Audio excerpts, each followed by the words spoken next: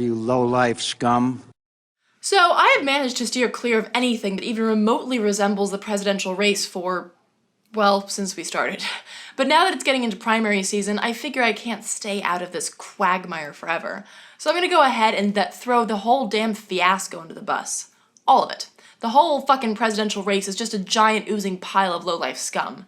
How long have you been hearing about the 2016 elections? A year? More than a year? And when are they? Oh, right, in 10 months. Got it. And what have we avoided talking about since the presidential orgy began? Oh, I don't know, pick a topic. Climate change? Sure. TPP? Absolutely. Our shit-sinking economy? Yeah. Our terrible schools? Also yes. Our warmongering? Yeah, most definitely. I mean, hell, if media wasn't so wrapped up in licking the asses of tens of presidential hopefuls and their moneyed masters, you might actually know that the current president could, in fact, do something about the gross influence of money in politics by issuing an executive order requiring federal contractors to disclose any dark money contributions to politically active nonprofits. Huh. Didn't catch that one on the nightly news.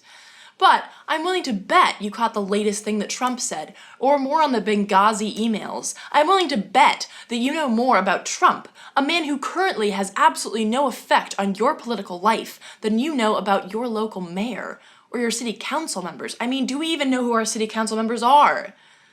See, it's not just that our presidential elections are drowning in the viscous pollution of billionaire donors, offering money for political payback.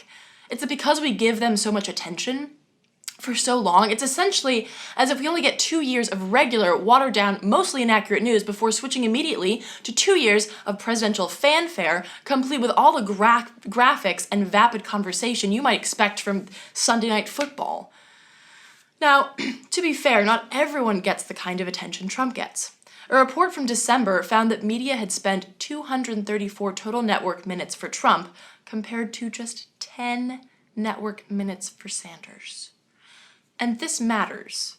It's kind of like how you hear a song, decide you don't like it, but then it's on constantly for months until it's drilled a hole into your skull, creating a nest of innocuous idiocy right here. So you start singing it, humming it, you think about it, even when it evokes a gag reflex, it inevitably becomes an intrinsic part of your life just because you hear it so much.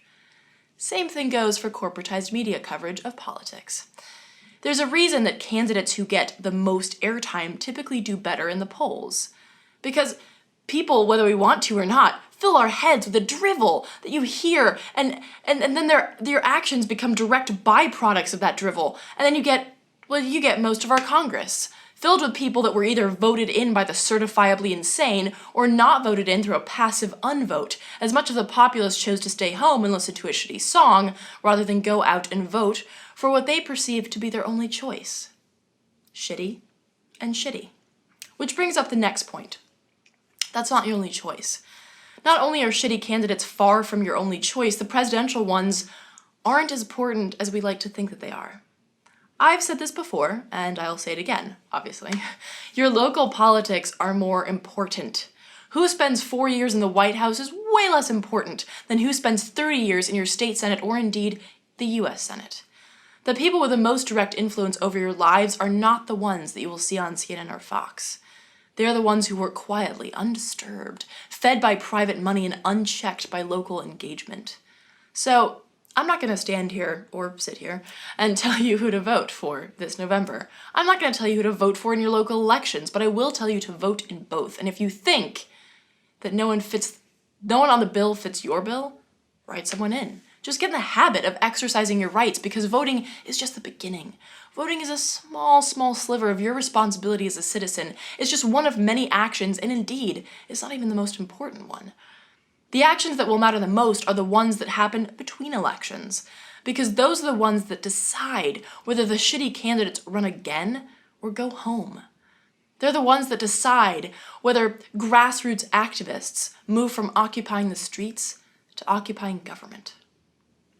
So no, I am not going to tell you who to vote for. I am in fact going to tell you to stop paying so much attention to the presidential election and take a good long look at what your community, your city, your state needs most.